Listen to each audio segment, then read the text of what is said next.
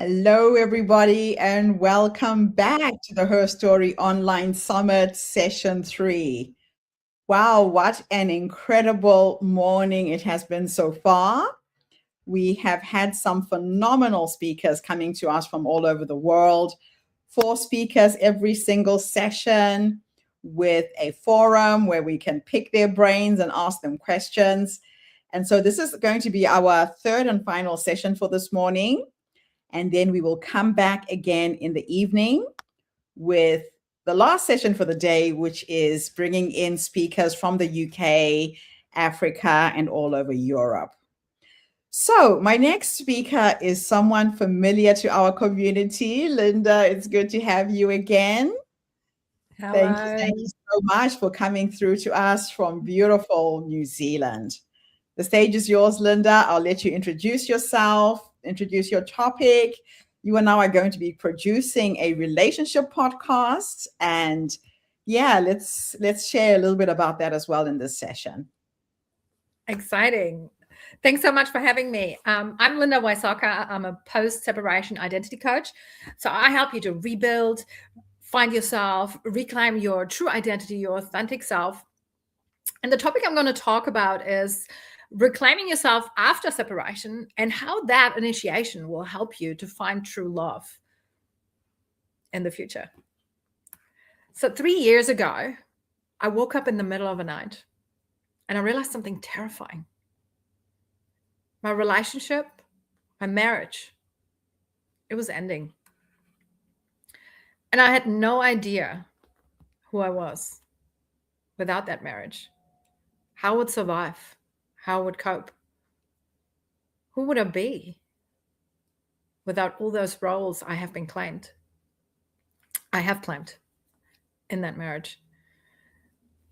Not because I wasn't strong and not because I wasn't independent, but because somewhere along the line, I had slowly built my identity around making that relationship work, adjusting, adapting, and ensuring I can function within that unit. I remember I was lying in bed, it was 2 a.m. and I woke up and I stared at the ceiling. And I was counting the little white squares, when you know those really old houses. And the house was completely quiet. The kids were sleeping. There were no voices, no little feet running around, just silence, complete silence. And in that silence, I realized something that scared me more than the breakup itself. I had spent so much time and energy building that marriage, building that version of me in that marriage towards that future we imagined. And somewhere along the line, I had not only lost myself, but I had stopped asking what I actually wanted, how I wanted to feel, how I wanted to be, and what I wanted to look like. And suddenly, I wasn't just grieving the person. I wasn't just grieving my breakup, my marriage, my partner. I was grieving the version of myself who I created to be in that marriage. The one who has compromised more than they have should. The one who stayed quiet when really there was a lot they wanted to say. And the one who kept hoping, if I just love a little bit more, if I just adapt a little bit more, it will work. It will be great. It will change. It will pivot.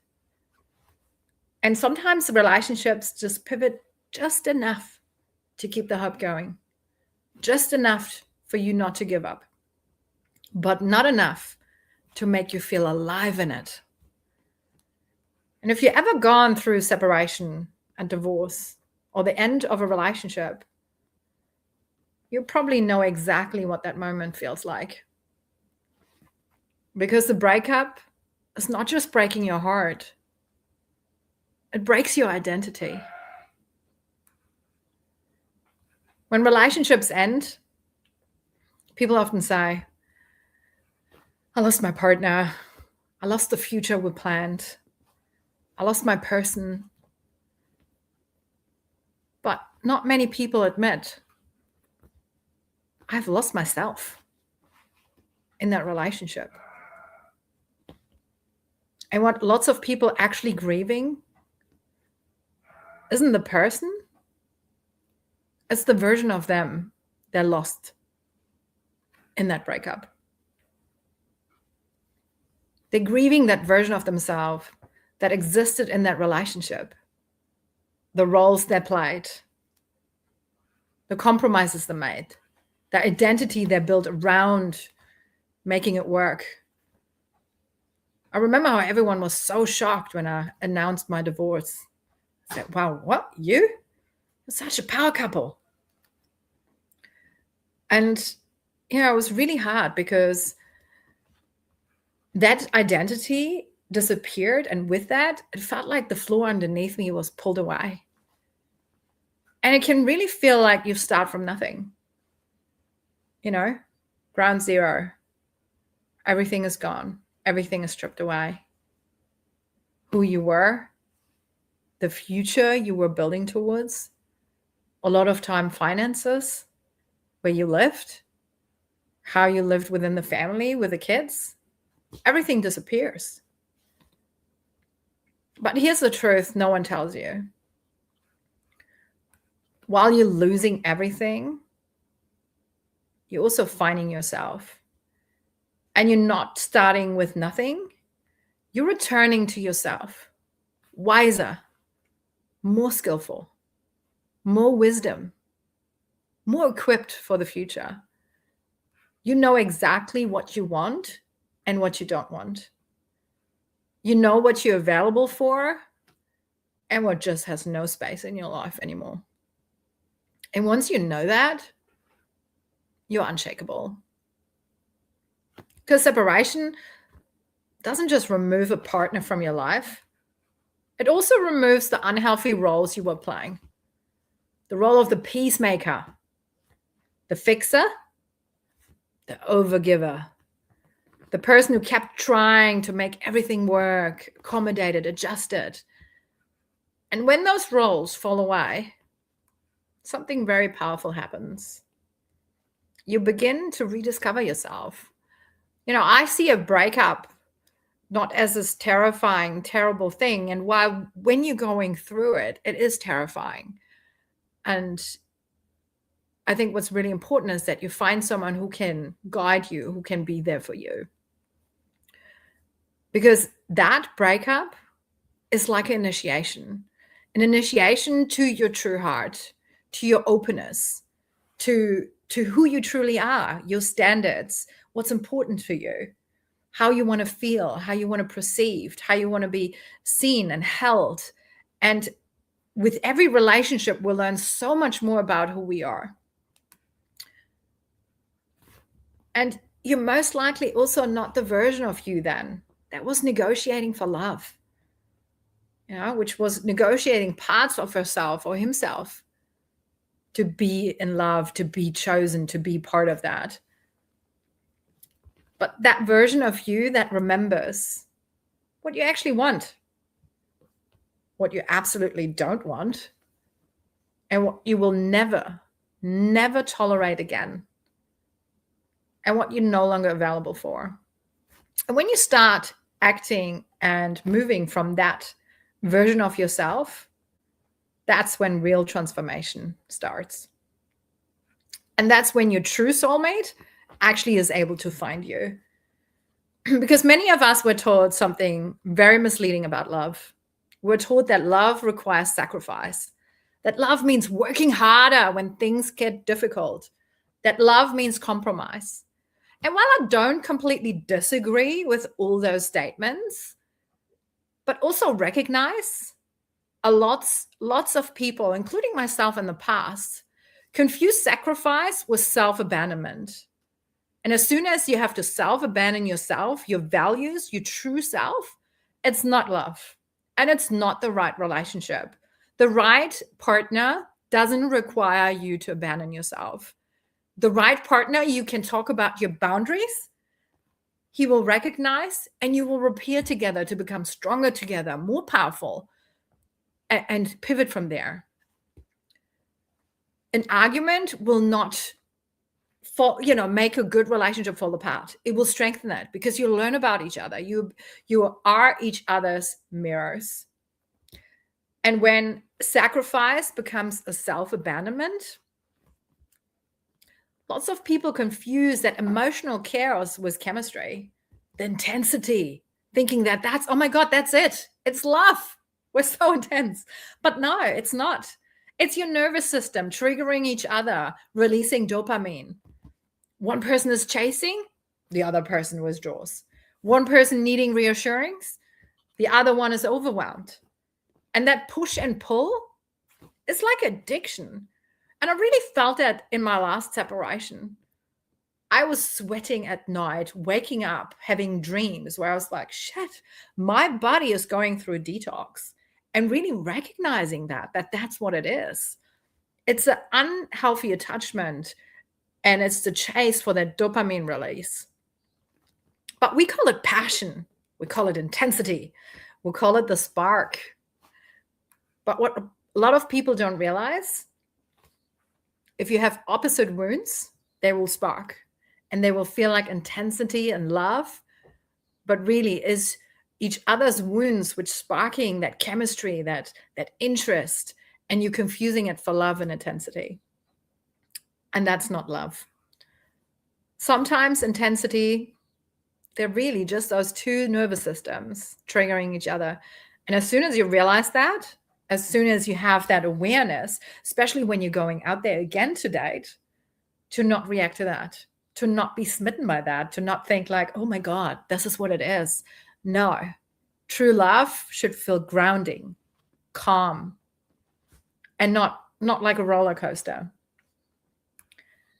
And we should certainly learn not to call it chemistry anymore, because it does feel very different. True love doesn't feel like emotional whiplash. It doesn't leave you confused. It doesn't make you question your worth, or you feel like you have to decode text messages. There's this inner knowingness, and it feels steady and calm and clear. In healthy relationships, you can breathe and you can speak honestly without being scared that your partner might understand it the wrong way. You can disagree without the fear. Because, each time you speak honestly, you learn more about each other's boundaries, and both of you are not afraid to repair again. And you can be fully yourself without worrying that being yourself will cost you the relationship. Because if it does, it's not the right relationship. And here's a paradox most people discover after separation. When you finally build a life where you feel full on your own, you stop looking for someone to complete you. You start looking for someone who can stand beside you, a team member, an equal, someone who can meet you up here, someone who doesn't require you to shrink, and someone who doesn't require you to abandon yourself, someone who meets you where you are, and it's not deflecting or shifting blame if you speak up your truth. Because breakups don't destroy you. They initiate you to the truest version of who you are, which will then help you to find your true soulmate. Thank you for having me today.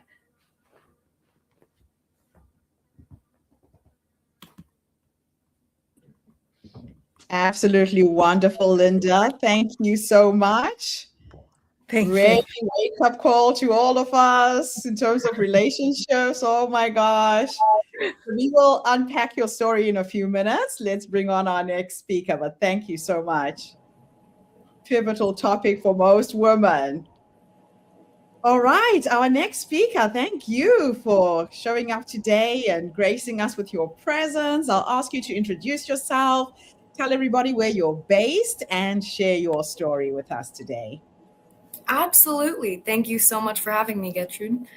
I am Ray Taylor, and I specialize in helping individuals from historically disenfranchised communities, as well as women, to create custom systems across home life and business so that their systems can match their capacity. I am truly excited to be here and to share part of my story here with you today. And I am coming live from Boise, Idaho. There are less potatoes than you'd think. During COVID, the system didn't fail me. It did exactly what it was designed to do, and that's the problem and why I'm here to speak with you today. I was 19 at the time, and it was my second year at the University of Arizona. COVID had just cut my income from 3 jobs supporting me in my income and my education to only 1. On top of that, when I reached out for government assistance, I realized that my father had claimed me as a dependent without my knowledge, filed my taxes incorrectly, again without my knowledge, and ended up receiving government relief money that was intended for me. I'll let you guess if I ever saw a dime. On paper, I looked supported. In reality, I was not. I was continuing to support myself as I always had, and as I couldn't rely on government support or parental support, I could rely on myself. So I did what I had to do. I dropped out of the University of Arizona as I could no longer afford to continue my education and my living expenses during a global pandemic. So instead, I got a full-time job. That's what you're supposed to do, right? I was working full-time as the COO of a small insurance firm, a very boys club insurance firm, as most are. I was managing all operations, cleaning up compliance issues, making sure clients stayed calm, and most importantly, making sure investors stayed confident. I was working 10 to 12 hours a day. I was working much harder than anyone else. I never complained. And over time, I proved I deserved to be there. And then the owners got caught doing something illegal. I didn't know about it. And when investors started asking questions, the owners blamed me. And that was enough. There was, of course, no investigation, no conversation with me or anyone else on the team, and no proof supporting their claims. Just one word, and I had to pack up my entire life and move back to Idaho. During a pandemic with no degree and using the last of my savings to move home. I remember sitting on the floor of my apartment in Tucson, staring at the wall, thinking I did everything right. So why does it feel like I did everything wrong? I felt grief, depression, hopelessness, of course. But the most overwhelming feeling by far was shame, which I'm sure is a common emotion for all of the women watching. Shame is an immensely powerful emotion because it makes you turn inward rather than looking at the systems or inequities around you. It makes you ask, what did I miss? What should I have done better? And how could I not see this coming? Remember that when you feel shame, it's keeping you from asking the bigger question. What was this system actually built to do? Here's what I realized. The system did not fail me. It worked exactly the way it was designed to. It believed the men, protected the investors, and moved on without consequence. And I moved home feeling like a failure, broke, starting over after a lifetime of doing everything right. Of course, the owners did eventually go to jail, but at that point, I was already back in Idaho, starting over. Going home felt like proof that everyone who doubted me was right. And it wasn't because I wasn't capable. It was because the structure I was standing on collapsed, but I was the only one who fell through it. And that is the exact difference that I am here to talk about. I had started working around 10, probably earlier. I babysat, tutored, nannied, was a household manager. I did door-to-door sales, anything and everything I could. By the time I hit 14, I was working 3 to 5 jobs simultaneously and continued to do so until COVID. I took AP classes, dual credit classes, and I was taking college courses in high school at Boise State to save money on college credits, as I would be the one paying for my education. I was volunteering in my community and giving back, hosting community programs. I did everything I was supposed to in order to one day receive an education and be successful. I was accepted into Penn State, George Mason, Purdue for engineering, and many more fantastic schools, all of which I could not afford to attend. So I did what I was told to. I chose my safety school. I worked hard. I was exceptional, independent. I did not complain. I remained grateful, stayed silent, and I earned my place every step of the way. I did everything I was supposed to. I made it to university, and when that didn't work out, I made it work. I followed the system and did what I was told. And still, I was the one packing up my life overnight, terrified that if I couldn't afford the gas to move home, I might end up homeless. A year after moving home, I started my company, Everything Efficiency, to help those create new systems that actually work for them. Over my year after moving home, before starting my company, I realized the reason I had gotten so far in the first place and seemed so successful on the outside looking in was that I never actually used the systems I was handed in the first place. I realized that I had figured it out on my own and built custom systems that worked for me in order to help me receive the education and career I so desperately wanted. I'd started college research and planning at 14, spreadsheets to track scholarship applications and requirements, and I'd created an entirely new scheduling system to manage going to 2 schools and working 5 jobs simultaneously. I eventually stopped feeling shame for not being good enough and started realizing I was outperforming the systems handed to me. And then a year later, at 21, I was diagnosed with ADHD. And suddenly, my entire life made sense.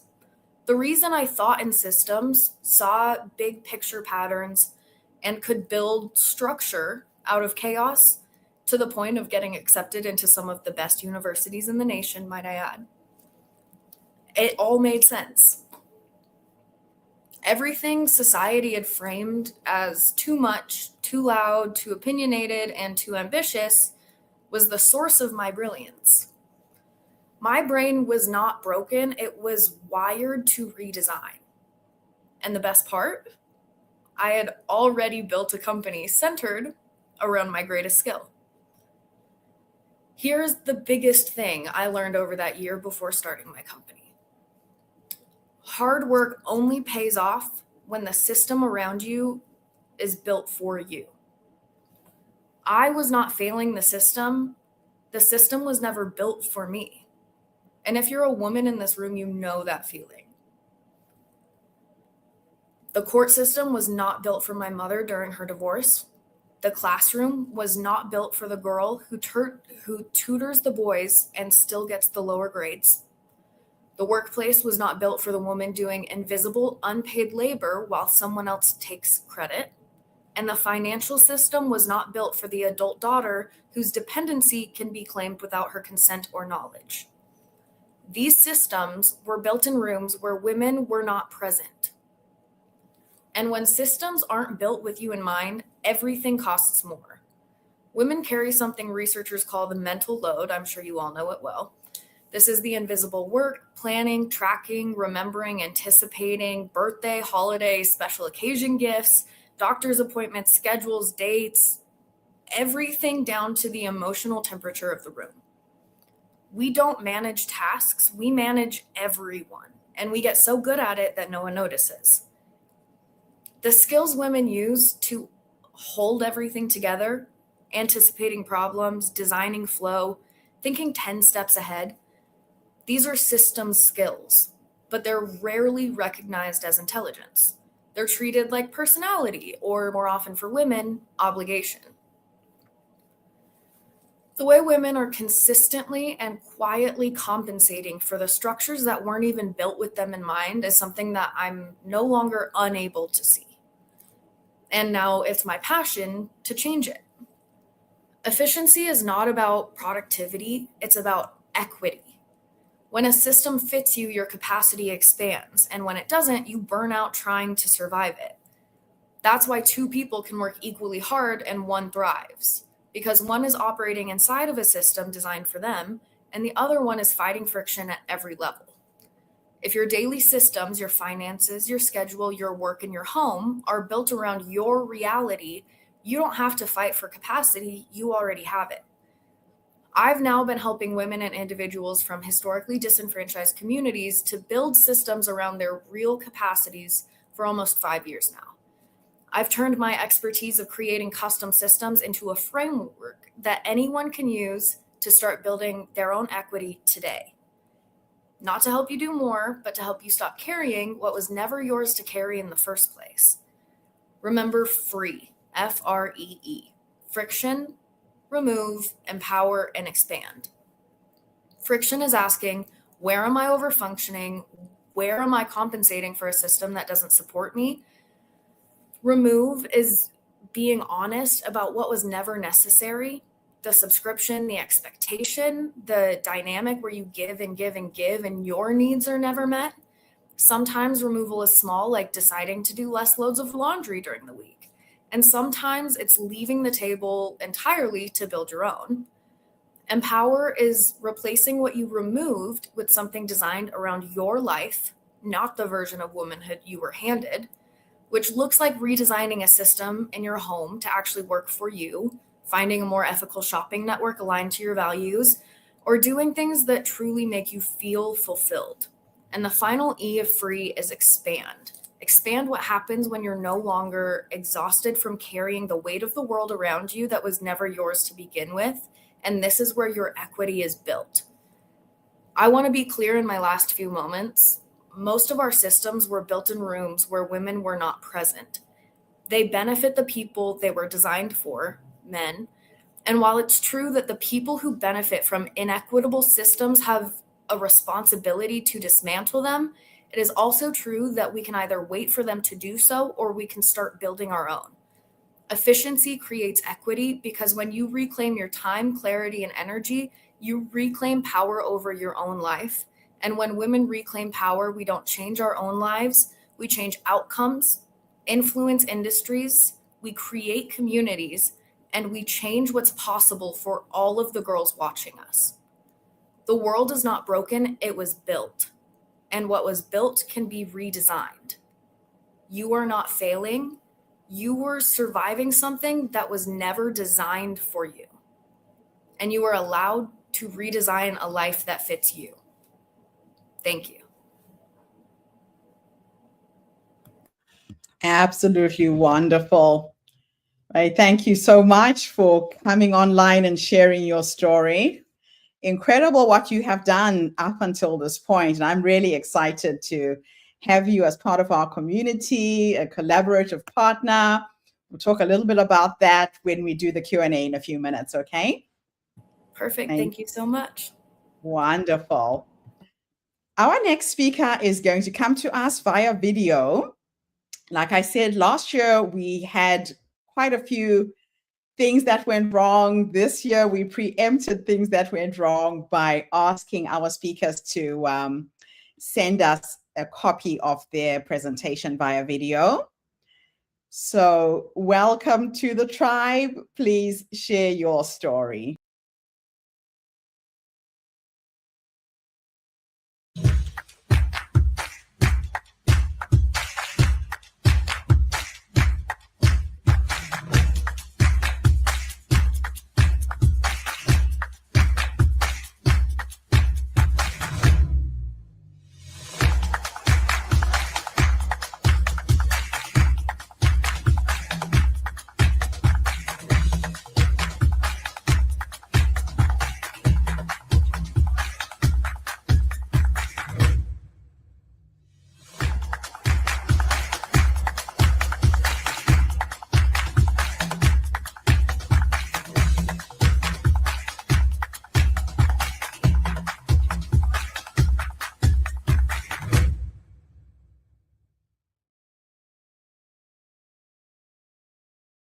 And welcome, welcome, welcome to the Her Story Online Summit.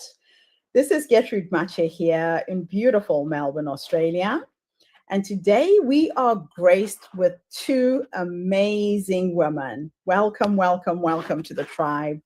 Please tell everybody your full names, where you're based, and share your story with us today. Hi there, my name is Adrienne and I am the mother of this beautiful young lady sitting next to me. Hi, I'm Alex. Yeah. And we are in Melbourne, Victoria. And so today we're sharing our story. I want you to imagine for a moment that you're driving around in the normal chaos of your day when the phone rings. Ray, you better get over here quick. We've had to call an ambulance for Eve. In a split second, every cell in my body went into hyperdrive because nothing was going to get into the way of me reaching my daughter. My mind is racing. What happened? By the time I arrive, I'm bracing myself for impact, but nothing prepares you for seeing the... Can I interrupt for a minute? Yes. She introduced herself as Alex, and then you said Eve. Yes. Was that a mistake or? No. Okay, sorry. I just thought I'd make you aware of it. So start from the beginning. My apologies. We were wondering if we should say this is my daughter Eve, who now goes by Alex. We could say that, and then we share this, and this is the story of how that happened or something. It's just a little difficult because my family is the only ones that call me Eve still. So yes, that's where the confusion is. Plus the name change is part of the story. Yeah. Yeah, so I think mention it right up front, because in my head, I thought she introduced herself as Alex. Mom is saying Eve, so people will also pick up that something is off. So, all right, I'll go out and start from the top. Okay. Hi, my name is Adrienne, and this is my beautiful daughter, Eve, sitting beside me. Now, you will call her Alex, but she's always going to be Eve to me, and this is our story, and we'll share where we're from. Yes, we're from Pakenham in Australia. I only recently just moved here. But it's lovely here, enjoying the community. Yeah. So we just lost our story in a minute. Sorry. Okay. So I want you to imagine for a moment you're driving around in the normal chaos of your day when the phone rings. Ray, you better get over here quick. We've had to call an ambulance for Eve. In a split second, every cell in my body went into hyperdrive. Nothing was going to get in the way of me reaching my daughter. My mind is racing. What has happened? By the time I arrive, I'm bracing myself for impact. But nothing prepares you for seeing your child on a stretcher, catatonic. She'll be all right, they said. Are you kidding? Nothing about this was all right. Fear collided with anger, and I was terrified, utterly terrified of losing my beautiful girl. I'm already going to start to cry. Because sometimes, no matter how close you are to your children, they're going through things you have no idea about. And that reality slapped me in the face when Eve hit her teens and we watched helplessly from the sidelines as she slipped into a darkness so deep I could no longer reach her the way I used to. She pushed us out, changed her appearance, her name, her gender, and Eve became Alex. Her friendships became minefields, constantly being accused of saying the wrong thing, doing the wrong thing, being the wrong thing, when all she wanted was to love her friends and to stand by them. I see the way people look at me. I see the judgment in their eyes when they see my scars and my makeup. They put me in a box before even speaking to me.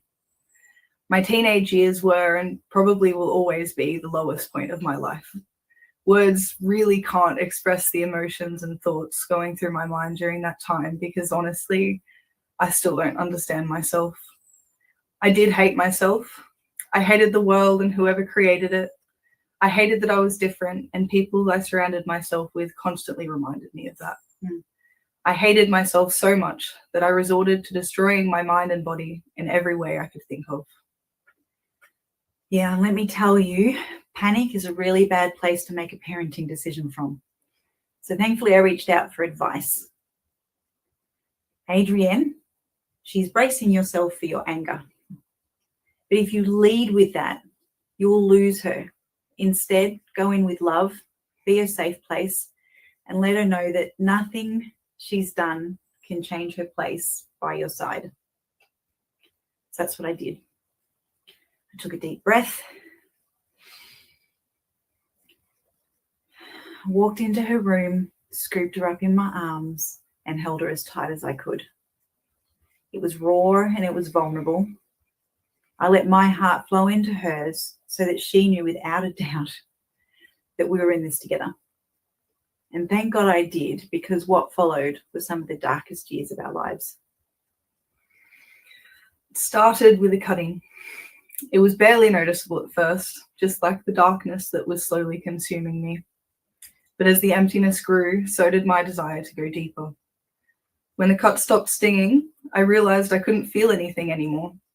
So I chased the kind of pain that came in a bottle, because numbness felt worse. After that came the weed. Oh my God. The first time I smoked was euphoria. There was pure bliss and genuine laughter, and for a brief moment, I forgot my self-loathing. As you can imagine, I was hooked, and smoking was added to my long list of unhealthy coping mechanisms. Around the age of 15, I started questioning my gender identity. When I looked in the mirror, all I could feel was disgust. My shoulders were too broad, my legs too short. My waist wasn't tiny like those girls online. My neck was too long, my nose too big for my face. I picked apart my body and decided that I didn't want to be a girl anymore. I shaved my hair and changed my name. I binded my chest and wore baggy clothes to hide my hideous body. I practiced eating, speaking, and walking like a boy, anything to finally fit in. And man, oh man, fear and judgment became all hurtling at us. Sometimes from strangers, but too many times from people we thought were friends. And the grief, nobody tells you how much you're going to grieve. Because no matter how much Alex told us he was still the same person, he wasn't. Not for me. Alex was suffocating the life out of Eve, and I wanted Eve. I wanted my happy, vibrant, creative girl who sang and danced and giggled. No one gets me every time telling that part of the story. But somewhere along the way, Eve stopped feeling safe, and so she disappeared and Alex took her place. It still wasn't enough. I developed an eating disorder, starving myself to the point my bones were sticking out, but no one even knew because of the clothes that I wore. I also had a serious problem with alcohol. The wounds didn't hurt to make anymore, so I needed something to elevate my pain. When I told my parents I was still the same person, I genuinely believed it. But really, I was an empty shell, desperately searching for something to fill the void. I didn't even recognize myself in the mirror, but that's what I wanted, wasn't it? And while everybody else was having their opinions and making their judgments, we were just trying to survive. Wading through a minefield as we navigated how to support our child and discover who we trust. She was a big minefield, by the way. Most of the time, I was hanging on for dear life, just waiting for the next late night phone call and the quiet plea of my daughter's voice. Mum, I'm sorry. Mum, I need you. Mum, help. And I would fly up to her room, terrified of what I would find, and each and every time I was scooping her up again. People took advantage of my vulnerable state and used my low self-esteem to make themselves feel better. I allowed myself to be walked over time and time again. I was so desperate for love and acceptance that I didn't realize these people gave zero shits about me. I was groomed, I was raped, I was manipulated. They all saw me as an easy target, and I will never let that happen again. As all this was going on, I had no idea of the pain I was causing my family, specifically my mum. She was always the first one by my side anytime I did something stupid. Always the arms I would crawl into when I needed to cry. I didn't see that being my only support system was taking such a toll on her. The moment I realized the weight of my actions was having on my family and friends was the moment that I chose to heal. I had drunk myself to the brink of unconsciousness, along with taking every single pill I could get my hands on. I was planning on dying that night.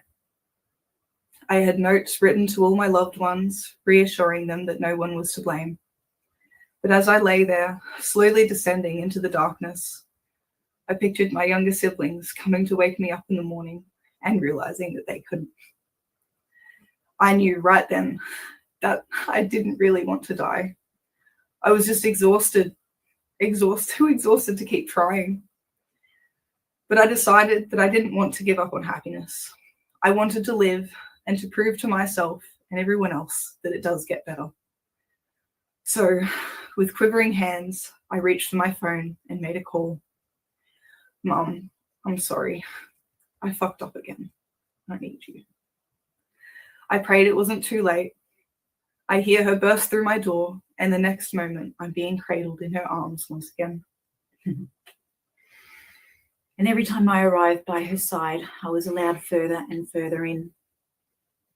And the further in I went, the more I began to see, truly see, perhaps for the first time, all her pain, all her quiet suffering, her voice silently screaming out at us, desperate to be heard. How much she kept it all in, hidden, except for the growing counter scars and angry wounds sliced up her arms and down her legs, except for the 10 or 20 vodka bottles I'd find stashed under her bed, except for the surgical blades, the cigarettes, the pot, all red flags pointing to the desperate little girl who'd become lost in the chaos of life that was our family. And somewhere in all that heartbreak, I realized I wasn't just witnessing her pain. I was meeting my own. Everything I'd buried, everything I'd ignored was staring back at me through her eyes. It was humbling, it was confronting, and it demanded my attention. The shaking in her voice on the phone with the operator was heartbreaking for me to hear. What a piece of shit daughter I was to put my mother through this. How selfish was I not to see her pain sooner? I knew that if I lived through this, I would spend every moment making it up to her. That was my turning point. Choosing laughter instead of anger. Choosing to ignore the judgment of others and focus on myself.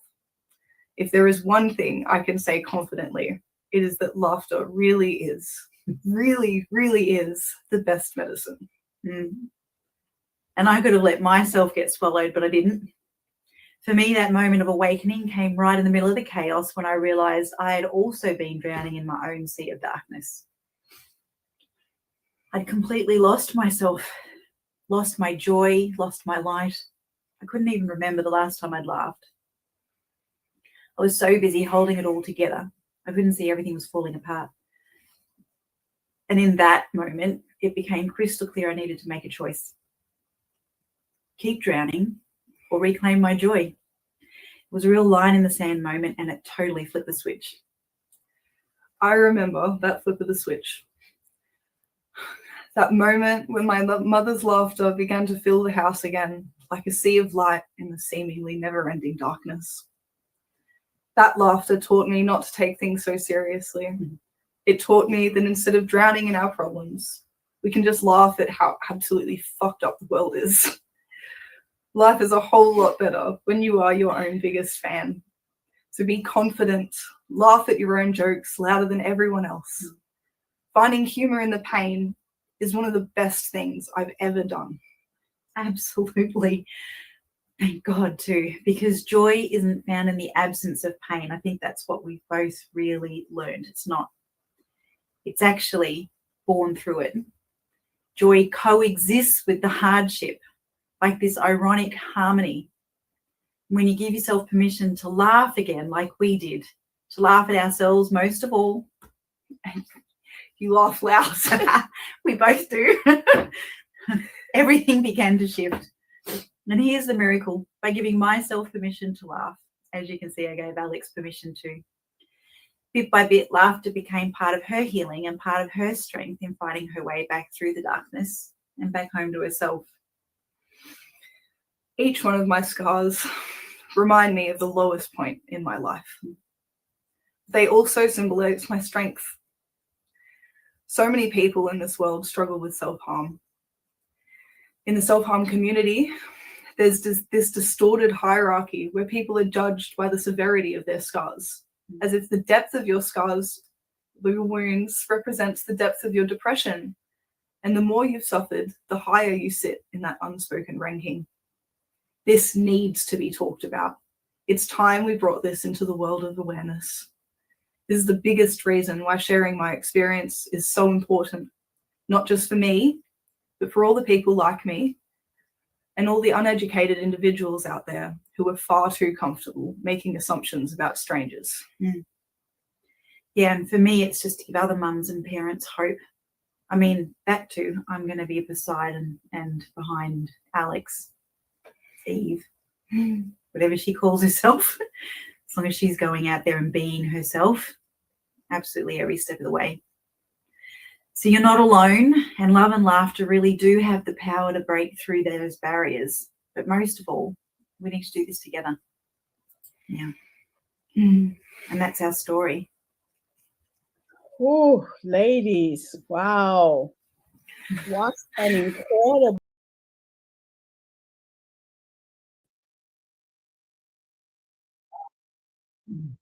Wow. I'm going to pause this video because we have the pleasure of having this guest with us today.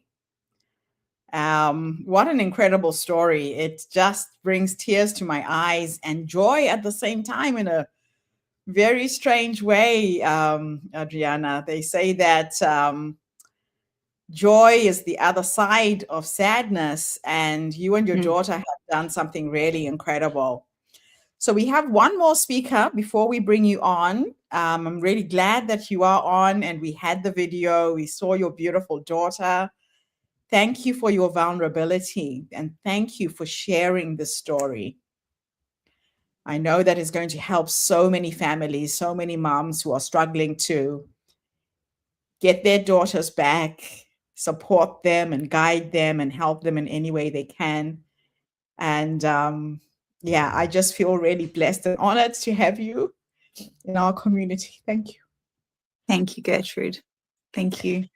That's I'll bring you really on the main reason to bring the story is for other people's lives to be changed. So I'll be quiet now while we listen to the next speaker, and then I'll talk later.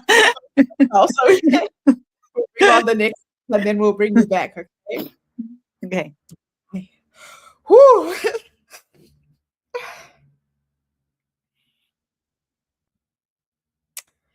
This is the reason why I wake up every day and find these inspiring women. I just feel so honored and so blessed to have created this platform. So we have our next speaker. She's here. Welcome, welcome, welcome. Hi, Gertrude. How are How you? are you today? Great, great. I was just listening to the previous speaker. Amazing, like inspiring. Very inspiring stories. All of your stories have got so much weight and have really blessed us today. So I'm going to depart because I need to compose myself. The stage is yours, my sister. Thank you for being with us. Introduce yourself. Tell everybody your full name, where you're based, and share your story. Hi, everyone. I am Ekta, and right now I am sitting in Delhi. But few years ago, I had traveled across India to build a future for myself. And one day in Mumbai, I realized that I had lost my way home, even before I left the city. I am a Garhwali. We are a community of around 5 million people from the Himalayan region of India. And no matter where I went, I always felt connected to my people. I still remember the day. It was November in Mumbai. I had just started my first job, new beginnings, new freedom, new life. And in the middle of all of that, I got to know about Mahakauthig. It's a cultural fair organized by people from my state. The moment I entered the area, not even the main venue, I felt like I had stepped back into the mountains. There were people proudly wearing the traditional outfits, the beautiful caps, women with their traditional jewelry. They were hoarding, celebrating our history. There was music, food, laughter, so much. In that moment, I felt like I belonged. I felt home in Mumbai until I did not. I walked up to a stall which was selling pulses grown in our hills. The shopkeeper looked at me warmly, spoke to me in my language, Garhwali, and I froze. It was my language. I could understand it, but I could not respond. I could not continue the conversation in my own language. And the love that I had for my people, I had no words to actually share that in my own language. In that moment, I realized something devastating, that material success made me travel to all of these people. I moved a lot, but it never taught me how to actually belong to where I was. The shame was immediate, it was quiet, it was sharp, and I stood there asking myself, do I even belong to my roots? Can I even call myself a Garhwali if I do not speak the language of my ancestors? I had migrated away from my home, distance away to build a life. But somewhere along that way, I had also migrated away or moved away from my language, from my identity. And then I actually started to see the bigger truth. Today, we live in a world of increasing migration, intercultural relationships, global work, and somehow language is still treated as neutral. It is not. Language is not neutral. Language is power, language is belonging, language is access. And when you lose language, you're not just losing words, you're losing identity, you're losing a part of yourself. And reclaiming that is actually about reclaiming your sense of belonging. Across generations, people are losing their mother tongue not because they're careless, but out of survival. In my own case, almost my entire generation was not taught our language Garhwali because our parents had actually faced discrimination because of it. For them, fluency in dominant language, even if it came at the cost of their own mother tongue, meant financial stability, it meant more opportunities, it meant certain safety and dignity in the society. So, survival and success in terms of material continuity, it took over the cultural continuity. We paid the price of our survival by sort of betting away a part of our identity. But today, the moment when I'm excluded from a conversation because I cannot speak a part of, like, speak my own language, I'm losing a part of myself in that process. The moment my tongue fumbles to speak the words of my ancestors, I'm alienated from my own land, from my own people, from my own culture. And this is not just my story, it is happening all across the world.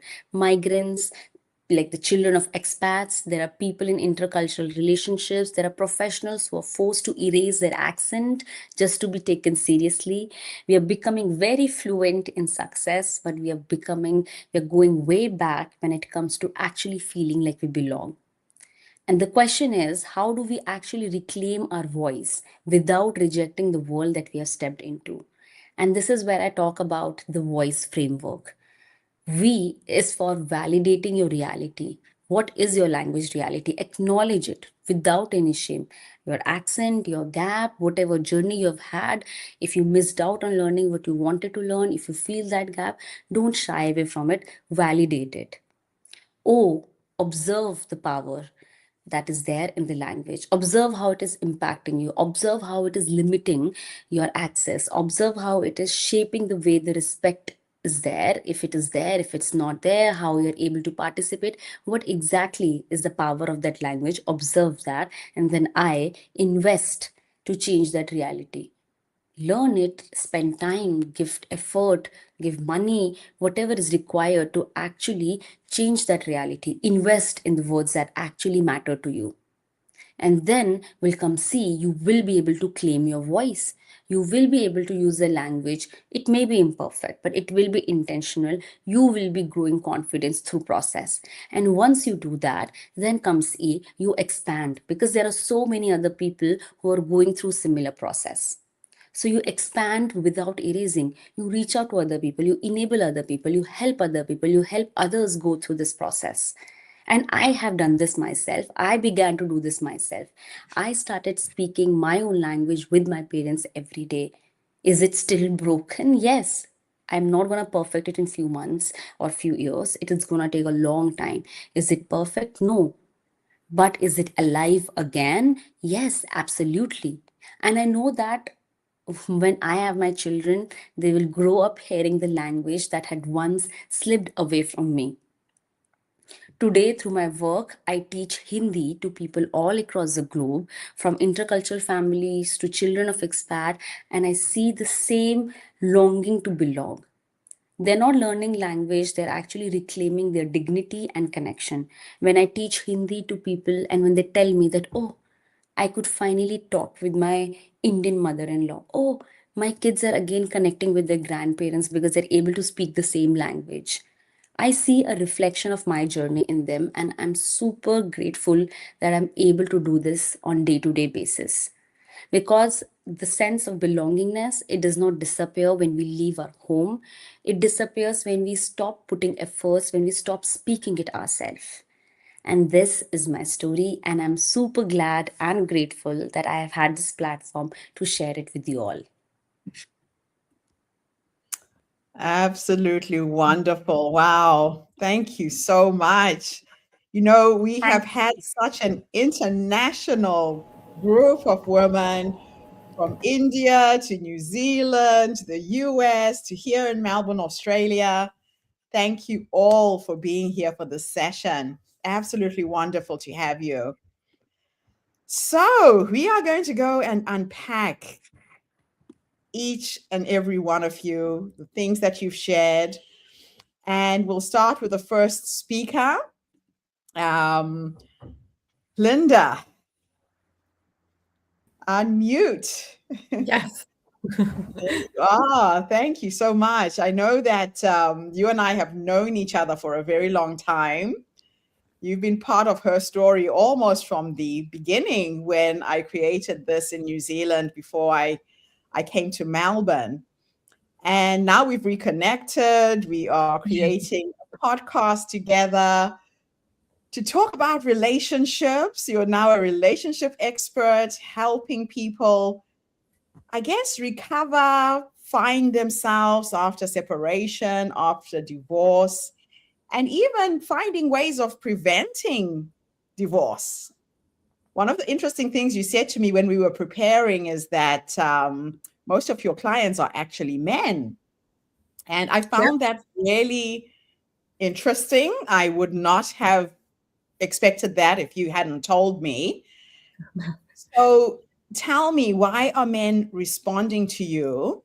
And what is it that women should understand about men when it comes to breakups, relationships, and how to navigate this difficult time? Yeah. Yeah, it's a great question. I think, when you look at the last few decades, we went through the rise of the woman, right? Where women, all of a sudden, we got a voice, a platform to talk. And women had a lot of women's circles where women came together. We talked about the things which are not equal, how many times were sometimes edited out, right? We're not really as valued as men. But we had a lot of time to come together and see what was happening. Where do we need to heal? What do we need to do? How can we reclaim our power? And, when you think about men, they were told, You just got to man up, men don't cry, they don't have emotions. And so all their stuff, all their emotions bottled up from childhood, they just bubble up, and men just learn to destruct, porn, drinking, drugs. They're just numb their pain rather than working through it. And I think more and more men understand the value and the importance of healing, and understand, yes, it is my inner boy which is unhealed, and yes, I have been acting like a man child. I've been expecting my wife to cook for me and clean and do all those things. It's just like, sometimes when you hear men from which are kind of stuck in those times, like, what are you looking in a partner? And I'm like, it sounds like you're describing your mum. Your partner is not meant to be your mum. She's supposed to be your partner, your equal part. And I think we're in a beautiful time right now. And I think for us women, it's very important to also recognize that the pendulum is not swinging too much on the other side. And we're not allowing the good men, the men who want to heal, they want to reclaim the stage as a healthy masculine and be our partners, to allow them to come up and rise. And that we're not, dismissing that and allowing them to come up. And I see more and more men, they want to heal, they want to learn, they want to figure out what is this pattern I'm running and why I'm keep repeating the past. And it was actually after my divorce where all of a sudden men were interested in my work. I always coached women, I always helped women to heal, and always facilitated for women. Even my nursing work was always for women. And here I would have all the men coming like, hey, how about this? How about that? And then, telling me, oh my God, what you did with me really transformed and really helped me. Because a lot of men also haven't learned how to claim themselves, how to be honest, how to be true. And I've seen that in past relationships. In one of my relationships, the person I met was a complete people pleaser, and I didn't realize that. So he just agreed to everything I wanted. And I was like, cool, we're on the same page, but we weren't. But he didn't know that. And so that's why I think it's so important right now that we do help men to rise. We help them heal, and we give them a place to be honest, to be raw, and hold space for them. But obviously, when you're their therapist or their coach, not when you're the partner, you can hold space for them. But if you're doing it all the time, then obviously the polarity will be off and you become the therapist and the mum and not the partner. Absolutely crazy. Now, ladies, this is a time for us to all chip in, contribute to the conversation, ask questions. If any of you have got a question for Linda, just put your hand up. I'll call you and you can add to the mix. Relationships. Yes, Adrienne. Oh, well, I just want to really honor you in that space. Linda, is it? Yeah. Yeah, Linda, I want to celebrate you, especially I'm sitting here listening and thinking it's International Women's Day and we're having a conversation about how women can uphold men and give them the space now to step into this place that we have become so comfortable with owning for ourselves, and you're right, absolutely. It's now their time to step up and discover who they are. So this is just fills me with so much joy to hear this story. Thank you. Mm-hmm. Ray, do you have anything to contribute? Okay. Hector? I just, at the moment you mentioned about you're looking for your mother or not a partner, I was like, oh yeah, this is so true in the society I come from in that context also. And a lot of time, and I wanted to ask you like how possible it is, because a lot of time as individuals, especially in my generation in India, I'm noticing people recognize individual patterns, but the societal expectation and the family involvement in what you're expected to do is so hardwired. You are not able to break that, and people continue being in troublesome situation. So even though they're not getting separated, it's not exactly a great situation to be in. As someone who's a professional in this space, I don't know, have you come across a scenario like this where the individuals recognize it, but the societal conditioning and the patterns that are set for you are so hardwired that you can't escape the toxic situation that is created? Mm-hmm. Yeah, I've seen that a lot, and it's obviously very difficult. especially in cultures like yours, that it is so hardwired, and the family is so involved on all sides, and the community is so involved, right? Yes. And I think people need to really be honest with themselves. What is more valuable for them? Being part of the community, and I think in my previous speech, I've spoken about the walk away power. When you're choosing the path of your true authenticity, you could lose your community.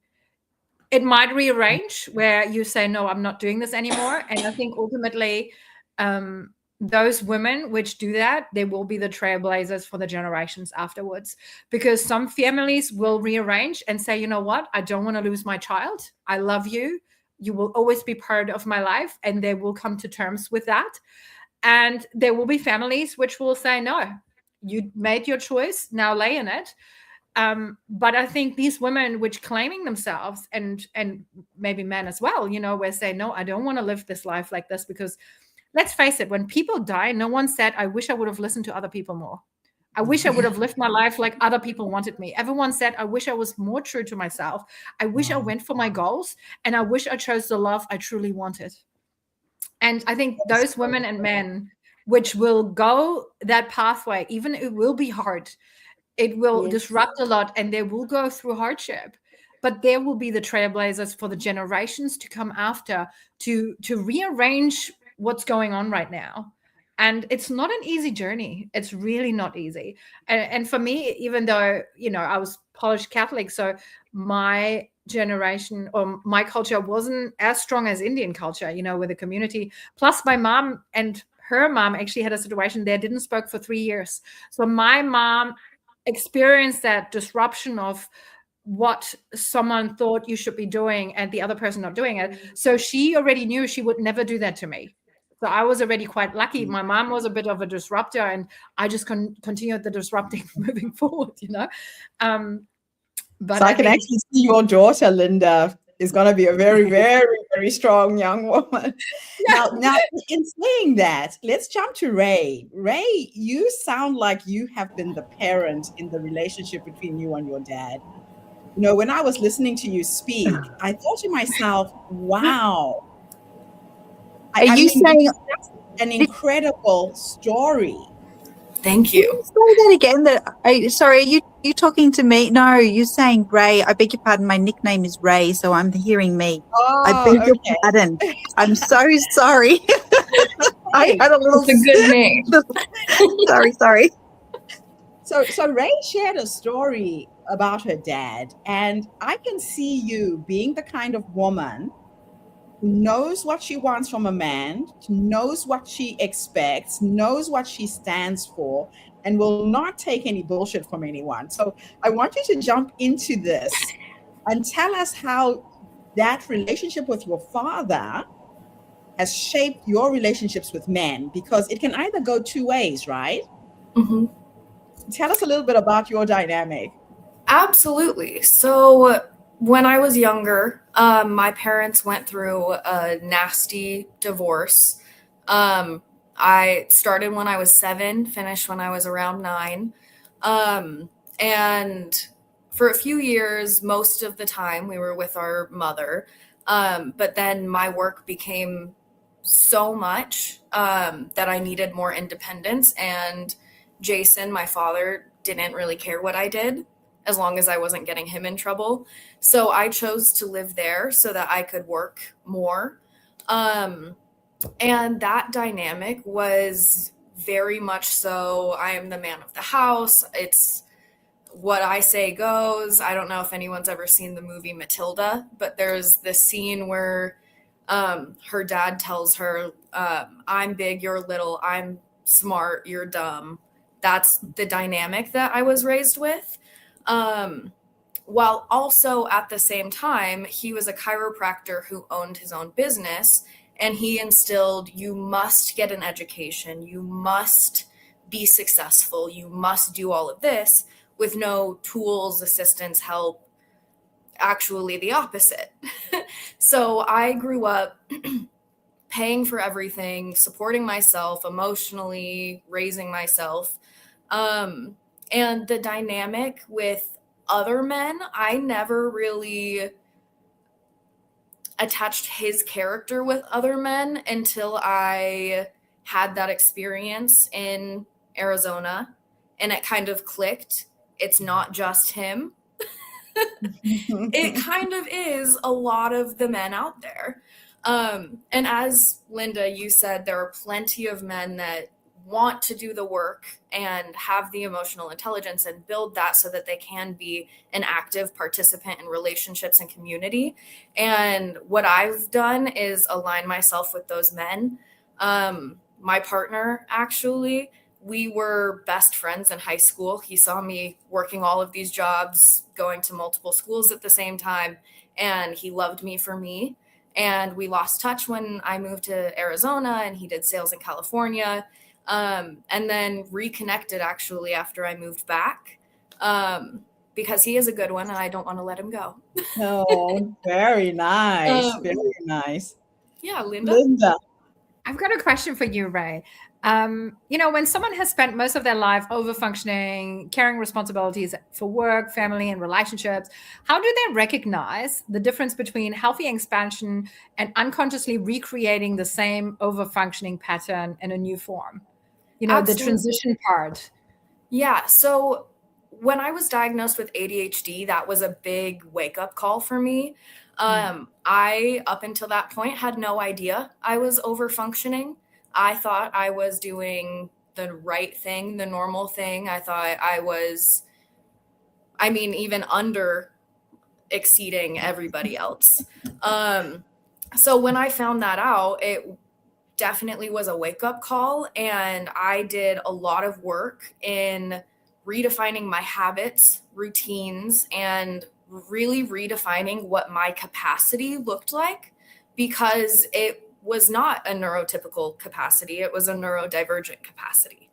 And that means I can do more, but there's more pressure.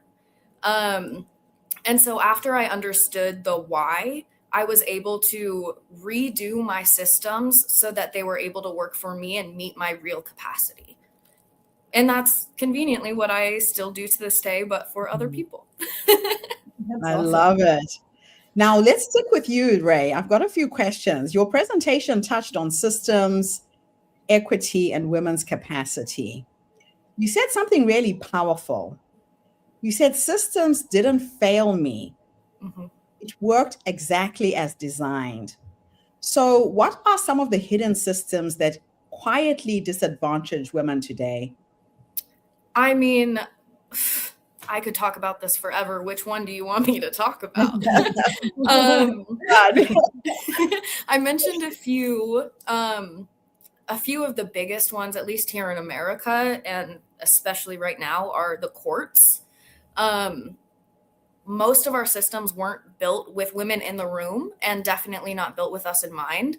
And so how that looks today is women are disproportionately disadvantaged in systems like the courts. A stat that really sticks with me is that when men fight for custody of their children in court, they win 90% of the time, but they only fight for custody about 10% of the time. So women disproportionately get custody of their children, and yes, they do want it, right? But society has all of these opinions about women and motherhood when only 10% of the time the father wants to be around. And that's just one example, but all of these different systems that actively work against us, most women don't notice it, or we're too busy carrying the weight of upholding it to notice and take a step back and remove ourselves from it. And unfortunately, as women, we don't have the privilege of always excusing ourselves from these systems, but we can figure out how to make them work for us. The way I like to think about it is act like you're a billionaire looking for tax loopholes. Oh, that's a good tip. Let's go to you, Adrian. I know your daughter is not with us. Alex is not with us at the moment. You talked about mental health, parenting, and healing. Now, Your story shows the incredible power of unconditional love between a parent and a child. What advice would you give to parents whose children are going through deep emotional struggles? I think the very first thing that I would say is to really, like, I really want to look right in the camera now and into everybody's eyes and to say, you are doing the best you can with what you have. And that means you, your child, your partner, everybody, whether they are hurting you or loving you and being who you need them to be, you're doing the best that you can. And that is the point that you start at. And then you have a choice. This is the best I can do with what I have now. What am I going to do with that? And for me, it was realizing that I had no capacity in that when I was faced with what she was going through in me at that time to deal with what was going on. I wanted to go into control mode and like run in there and take everything away and lock the door and never let her out because I was just so scared. I was just so scared of everything. And my husband didn't know what to do either. And I just thank God that I had the sense to, in the back of my head, to say, just ask Brian, call Brian, because Brian was the man who I could call and he would help. And he'd helped a number of times in the past. And so I called him, and it was his voice that said to me, she is waiting for you to go in and do exactly that. You've got to go in there with love. And love is the thing really that gets you through everything. And listening to all of the stories as well, I think that underneath it all, we all have a choice. Am I going to keep living in a place where pain is happening? Or am I going to choose love and then learning how to love well in the space that you're going through? I love that. And you're so right. You have to almost forgive yourself that you're doing the best you can with the knowledge you have. Linda. Yeah. You know, having kids myself, you know, that's probably like one of the biggest fears, right? Like we just want to protect them so much. What would you think, like in hindsight, what are things, you know, to watch out for or to pay attention to, maybe little things which might for, you know, other people who haven't really experienced that yet, would go unnoticed to kind of help parents to know what to look out for, to help to catch those moments faster, to be there, to give that love and that space, and you know, for our children. You know, it's an interesting question because I have another daughter who's 2 down and she's coming into her teens, and I have 5 children, and the 5 children, 2 of them are girls and 3 of them are boys. And I don't think the boys go through such an emotional upheaval. They haven't, in my experience. And I think for females, the hormonal change is huge. And perhaps it's the trusting that you can see what you think you're seeing. Like we can sometimes let busyness or doubt or excuses, either ours or theirs, override what our heart and our gut is telling us. It's the little things that and they add up. Do you know, for your kid, like to distinguish between what age that it happens at as well, because you know, if I'm talking about a child walking through a dark period of time and it hits in their teens, which is exactly what I'm talking about, that's going to have markers that it may be not so relevant for different times of life. So everything is also like being aware of the extenuating circumstances or the add-ons that maybe this person who's an adult already, perhaps they were just really, really good at burying and squashing down absolutely everything, and now suddenly something happens, a trigger, and out it all comes.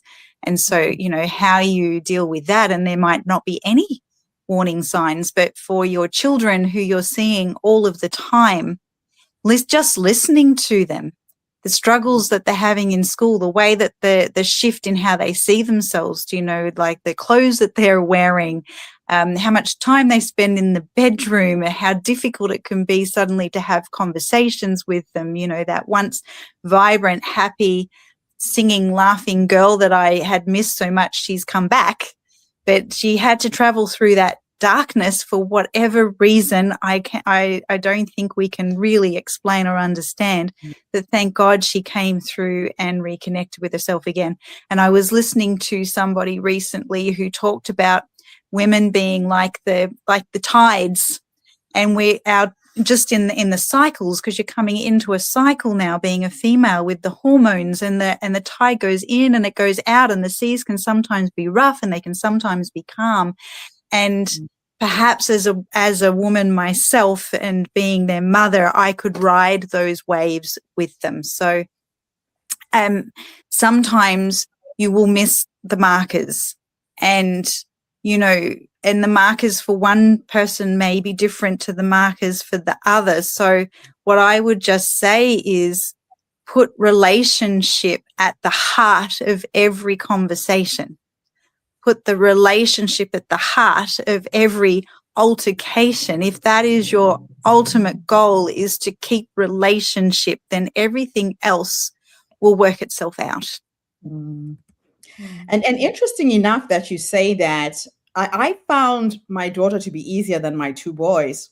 So as parents, we've got to be aware of boys as well. I've got two very sensitive boys. And what I used to do is track them in the car. They reached an age in their teenage age where they'll come home from school and I'll say, so how was school? Fine. What did you get up to? Nothing. I would get these one-word answers, right? So I decided two things. They could go to school using public transport, and it would take them literally 12 minutes by train to get into the city. But I would drive an hour through traffic every day, an hour through traffic back home, and I had them trapped in the car and they had to talk to me. The other thing I did with my sons is I persuaded them to grow their dreadlocks. So I had to do their hair. Now, African hair takes hours. I'm talking about a whole day session braiding their hair. But I developed really good relationships with my boys because of it. I spent a lot of time with my sons because I saw their sensitivity. So as mothers, we shouldn't forget about the boys as well. Most boys are also struggling with all of this stuff. Ray? I have a question that any or all of the mothers can touch on a little bit.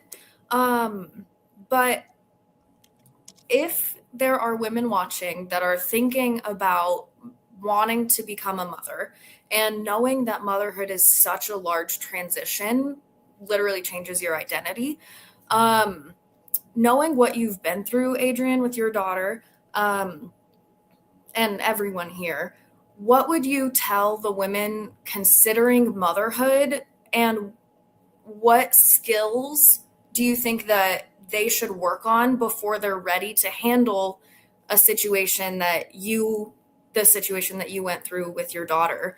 What do you think women should prepare for mentally within themselves and build for themselves before taking that step? I'm now 53 years old, and having gone through the relationships that I have and the experiences that I have, I would say to anyone at the beginning of their journey, the very first thing to do is to really look at yourself. It's to go through those times, like really learning to understand yourself and to know who you are. Like Linda touched on people pleasing before in relation to men, and we know that women are very renowned for that as well. And if I could go back to my younger self, I would be grabbing her and saying, please go and work out who you are first, because who we are spills into our children, and our things, our pain, our dealt with stuff, whether we realize it or not, is what's actually being transferred to the children. And that was one of those realization moments that I had, is, oh my goodness, like she's just living the stuff that I haven't dealt with. And I've got no idea how I gave that to her, but I did. That's interesting. So our children will model off how we are being. Absolutely. So be careful. And Now, it's the undercurrent that they model. It's not the thing that you're consciously saying and doing, it's what you're unconsciously saying and doing. And so doing that personal work as early as you can is really, really important. And I think also to realize it never stops. So I had, as soon as I had my daughter, all my mom programs kicked in. And when I was younger, I hated my mom. She was, she would slap us and, I was just like, oh my God, I don't want to be this. And I could see it in me. So I got myself a coach to work through it, shift that stuff and be different, And I think that's what everyone needs to be aware of when you parent, probably once the kid's coming, it will activate so much more stuff for you to work through, and to not be afraid. Don't be ashamed and say, you know what? I feel this thing coming up and it's nasty and I need to work through it, and just get on with it. I love it. Absolutely. Yeah. So Ekta, let's jump to you. You talked about language, identity, and belonging, and you described language as powerful. How does losing your mother tongue affect identity and connections to culture? It affects your identity and culture because you no longer feel connected to your own family. The moment you're not able to sing songs or do the prayers which your parents are doing, you're not able to connect. And like in India, we have people of so many different communities, and you move around, you meet so many different people. And the moment I am meeting people of my own state, and somehow I'm not able to talk in the language that few other people are talking, that moment alienates me completely from what I want to really, what I crave to be part of. And there is a shame which happens on regular basis as well, in terms of on daily basis, if you are in a group where everyone else is speaking their mother tongue when they're getting a call from home and you're somehow not able to do that, that shame on daily basis, that not being able to connect with the broader bigger culture, not being able to talk with your grandparents in the language which they actually know, that makes you question yourself. And the realization that, oh, I don't belong here, I don't belong there, where do I go? That is very, very alienating. And that's very scary. The day I felt that realization was very scary. And it's interesting because I'm bringing up my kids here in Australia. I've been out of Africa for so long. My older two kids can understand and kind of respond back. My youngest was 2 when I came. And he's this little black guy with dreadlocks, and he speaks with a Kiwi accent, and he's African. He looks nothing like anyone here. But what I found is sometimes kids don't want to be different. They want to fit in. They don't want the accent. It's bad enough that you're brown. Now you have a weird accent. So my mom, when I was talking to my mother, I asked her, what do I do? He doesn't want to talk back to me.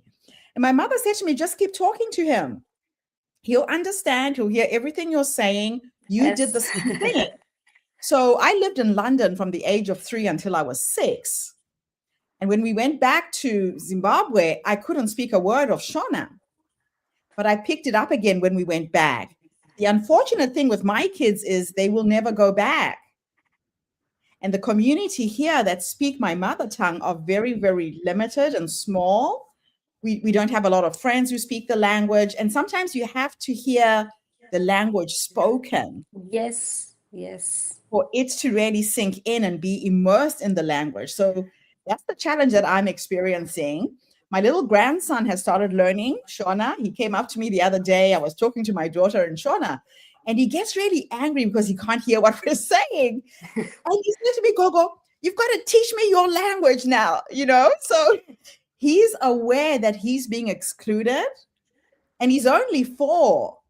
That's very the fact that he's actively also asking you, that's very good. That's very good. Yeah. But I sorry, you were continuing.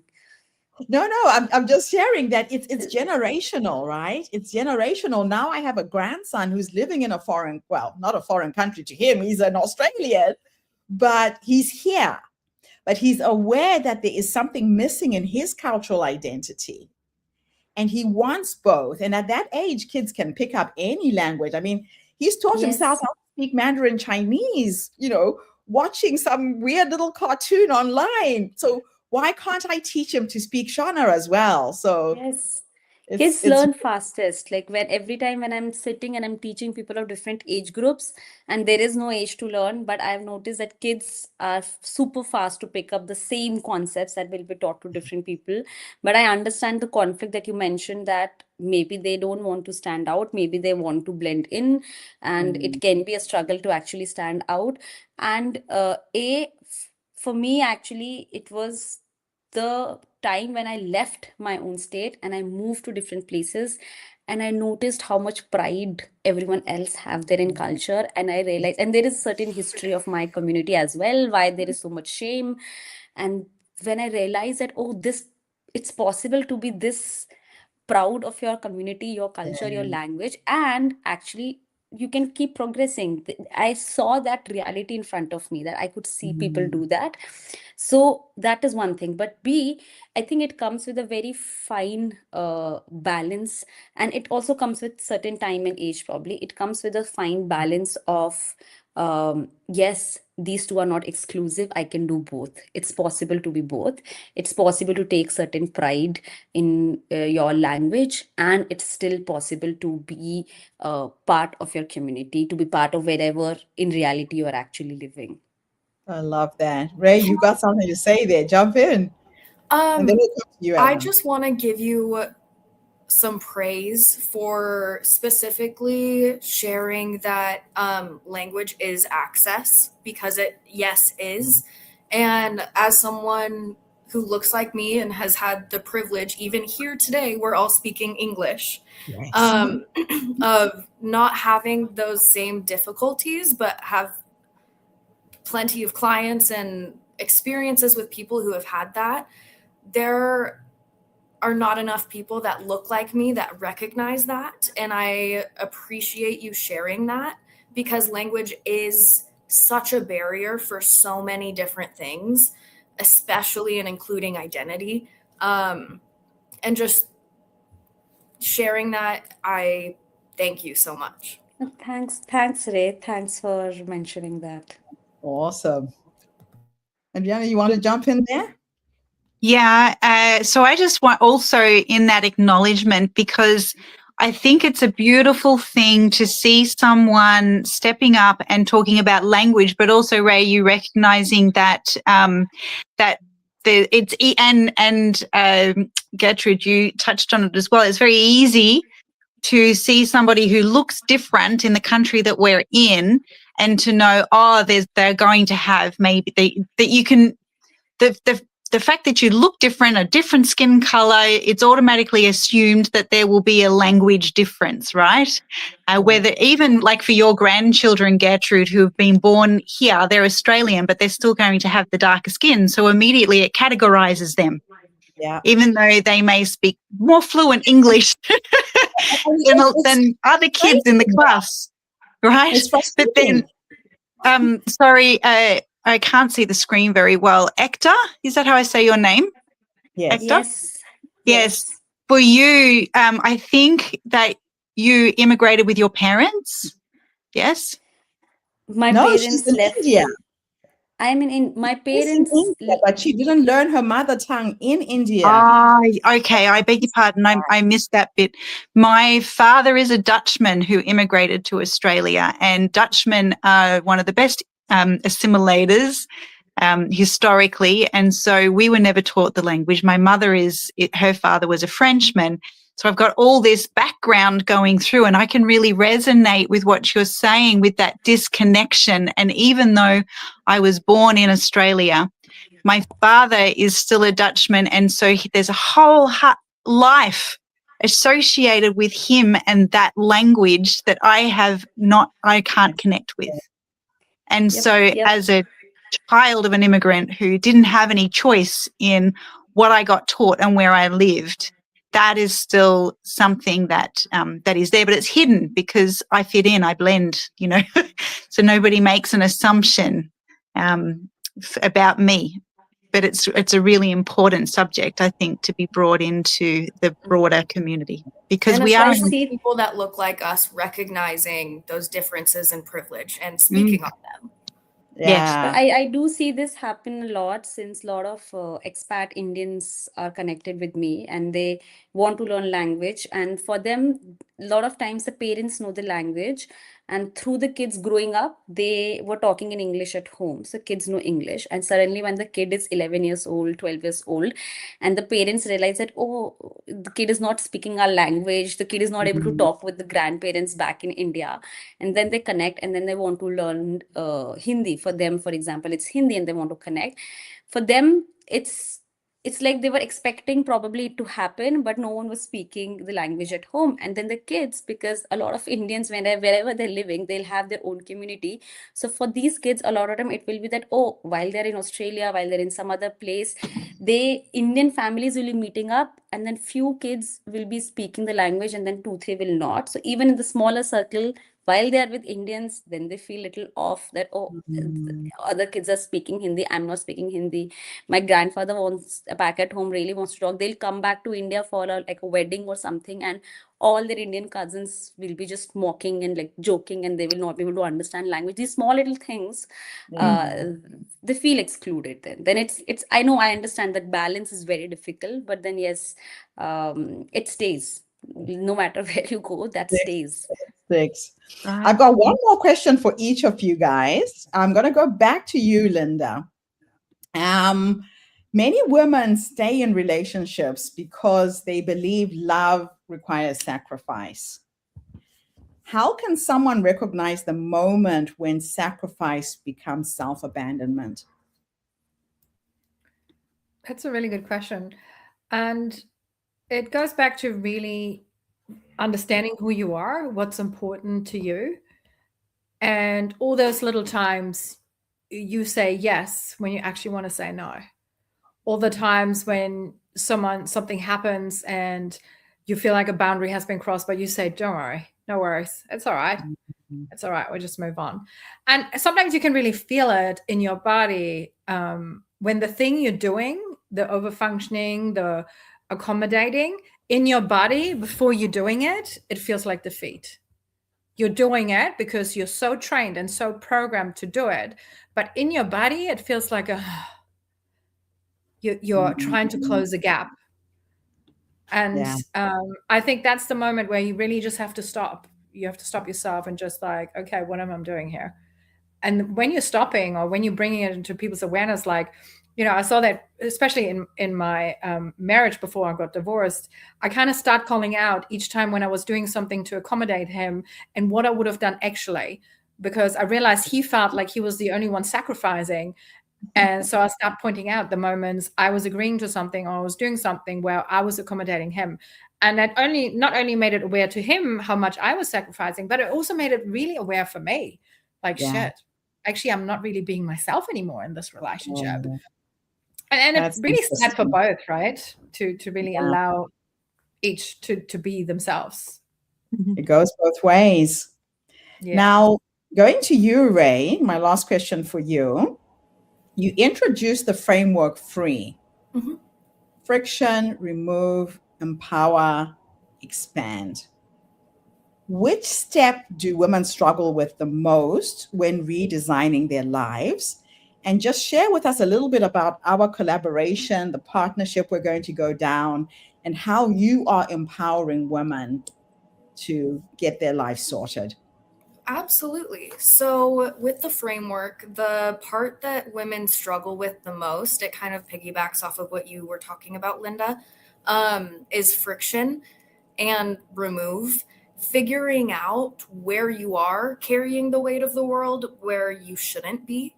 And the simplest way that I like to advise my clients on how to bypass this is figuring out if things align with your morals and values. Women historically have put in so much work for themselves. The only spot that we don't see that as regularly is spending time defining your morals and values. And once those are really defined and you know what you stand for and who you are, then you're able to really see if stuff aligns with that. Without those, it's very difficult to see, does this align with what I want? Does it align with what I need the most? And so for our partnership, we offer memberships that include all three of our primary services, which are foundational systems, audit, creation, and implementation. So we create the foundational systems for women across their home, life, and business aligned with them. And we do it from start to finish. And now including within the perks and benefits of our memberships, we are now including podcast prep with HerStory. So anyone using our memberships, they get automatic free support. Fantastic. Yeah, I'm really excited about that. So this is the magic that happens with HerStory, right? You start meeting other people in this circle where we can create collaborations and create these win-win situations. The same thing with me and Linda, the same thing with Adriana. You know, we are creating relationships where we can lift each other up, where we can shine a light on what we are each doing, but support each other in business as well. So I'm really excited to see where that's going to go. Likewise. Now, Adrian, let's just talk about you. You and your daughter both spoke about laughter being part of the healing process. How can families reconnect with joy, even when navigating this deep pain? How did you do that? Do you know, I've been pondering exactly how to walk somebody else through that. And it is an interesting question to ponder. Just by sharing the way that I did it is initially the only way I can explain it. And that was, first of all, I realized I was drowning. I realized that I'd lost myself completely. Like I was at the sink and one of the kids said, and I turned around and I was seriously just about to snap. I can't even remember what was said. It wouldn't have been very much at all, but I was in like just so reactionary mode. I was in, like hyper protection, protect myself, like I think more than anybody else mode. And when I turned around to just unleash whatever it was wanted to come out of my mouth, I saw the terror in their eyes and I realized, oh my goodness, Adrienne, what are you doing to your children? Like, and I stopped myself in that moment and thought, who am I? Who is this person? Like, I've got no idea who this person is. And that was a real slap in the face. And it was that moment of realization that I also had to realize right next to that I had to do something to change it. I had to find my joy again. So it was a line in the sand moment where I said, from now on, I am going to remember how to laugh. And I would often have to remind myself and keep redrawing that line. Like, so we're not going to step over this blinking line, Adrienne, and remember how to laugh. And so it took a bit of effort, but as I got going, I learned to just flip the switch. In every moment, we have a choice. We have a choice on our response, and we can tread that same old path that leads to disconnection and pain, or we can tread another path that leads to connection and joy. And so I was choosing connection and joy. And I had to train myself to remember that there's always a different way of looking at something. And so I would just turn it around and find a way to see the crazy, the ridiculous, the, oh my goodness, like Alex said, you learn, you laugh at how fucked up you are and the world is around you. So it's like, yeah. On one level it's a coping mechanism, but but when we flip that, it's really empowering. And so I went from being like the mum who was just always like hounding the kids about what they had to do and rah, rah, rah, rah, rah, to being the mum that would just laugh at anything. And now they tell me, you're just so embarrassing, Mum. You just like, you laugh at anything and you laugh so loud. And I'm like, yes, victory. We love it. That is beautiful, though. That is very, very beautiful to hear. Oh, Yeah. my goodness. Okay, last question for you, Hector. Now, many immigrants and children of immigrants struggle with cultural identity, like we said. What small step can people take to reconnect with their roots? One small step that can be taken to reconnect with the roots is in your home. For example, especially with respect to language, if I have to talk about that inside your home, the language of your home, let that language of your home be. Papa, 1 minute, no? I'm so sorry. It's okay, we're almost done. This is 6:30 in the morning in India, and I have an offer for tea. Papa, Papa, nahi, na, na. I'm so sorry. This is 6:30. This is 6:30 in India, and I have a very persuasive offer to sit for a cup of tea with my father. Okay, you'll be with him He's in a visiting minute. me. Oh, I love it. He's visiting, and like he's here with us for like few weeks, and he's like, "Oh, tea? No, how come you don't want tea?" I was like, "No, not now." I'll have some. Oh, God. I love it. But I'll come to your question. To how to reconnect, I'll say that in terms of language specifically, if I have to say, let the language of your home stay the language of your heritage, and your kids and will have a lot of other social spaces to learn the dominant language or the language. For example, if it is English, there are multiple other spaces to actually learn that, but the only place where they can actually access or understand your heritage, your culture, is your home. And I'll tell you, even if they don't feel at younger age that, oh, I don't want to stand out, it's not needed, not knowing it and realizing it later will be a bigger challenge. And because that miss, the moment you realize that miss and you realize the time has passed, that will be a bigger challenge. And pride in who you are has to be there. Even if you, for example, the kid may not want to learn language. There are a lot of times when I meet expats and they're like, oh, I really want the kid to learn Hindi, but they don't want. They have school, they have sports, and they have this, and they have 1,000 other activities, and I am always like, you don't, then it's fine, you don't need to come to me. You start speaking it in home, be it through media, be it through songs, be it through how you talk with them, what you speak with them. Don't laugh at them when they speak it broken. That basic pride in your language or your culture has to be there. I'm not saying it needs to be pompous, it needs to be a show off, because I come from a smaller community within India, a smaller community which has struggled a lot for basic survival, and somehow, somewhere, the psyche went, oh, because we are this, that's why this has happened, and that ruined a lot of things for our communities. So the first thing would be to the pride. Don't think that you have to bet away who you are to survive. Second, make your home the safe space actually for that to thrive.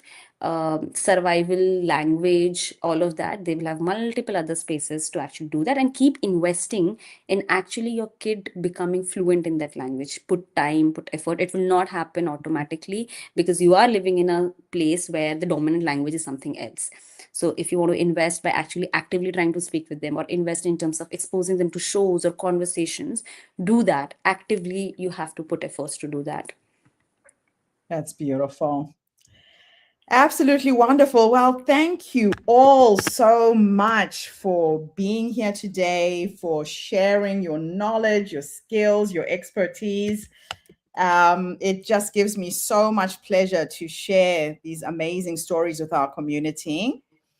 And I really look forward to reconnecting with all of you again as we go forwards in this journey that we have in sharing our stories to empower each other globally. Thank you all so much Thanks a for lot, being here today. Gertrude. Gertrude, may I just say one last thing before you close, please? Sorry. I realized after I finished answering that last question that I kind of left it with maybe the thought that laughing at anything and not acknowledging the some of the difficult situations that might pop up is the way that you experience joy. And so I just wanted to make sure I left by saying that sometimes you've got to just sit and journey through the heartache to come out the other end of it and take a fresh look and see where the gold is, see what you learned, find the joy in the process as well. It's not like, oh, I'm just going to laugh and it's going to go away. That's not what I want people to take away from what I said. Yeah, no, that's really good to clarify that. No, thank you so much for that. But thank you, everybody. This has been absolutely phenomenal. Great start. Beautiful International Women's Day online summit. I am just so happy that I had this amazing group of women to launch this incredible event. So we'll be back again tomorrow, same thing, 4 sessions. But tonight we will be listening to our speakers from the UK and Europe. Thank you, everybody. Thank you. Thank you. Absolutely wonderful. Bye. Bye.